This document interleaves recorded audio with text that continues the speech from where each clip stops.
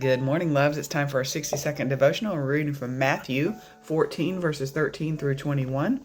Now, when Jesus heard this, he withdrew there in a small boat to a deserted place by himself. But when the crowds heard it, they followed him on foot from the towns. When he went ashore, he saw a great crowd, and he had compassion for them and cured their sick.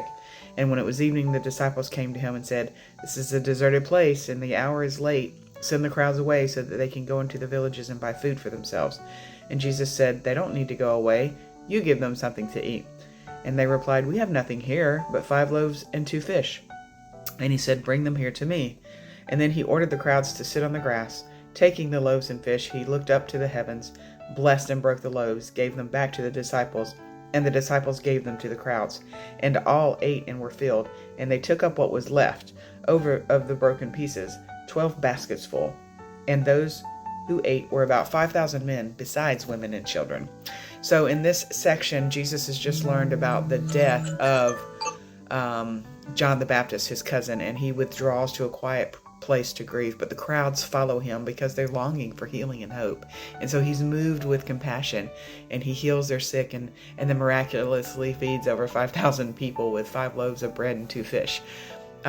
This moment is really about showing that Jesus is meeting both spiritual and physical needs, and it invites us to trust that even our small offerings can be used for abundance. And so I was reading that parable, or what I call a Jesus story, and I was wondering, have you ever felt like you didn't have enough time, energy, love, resources, right, to meet the needs around you? I feel that way right now in the middle of this big transition we're in.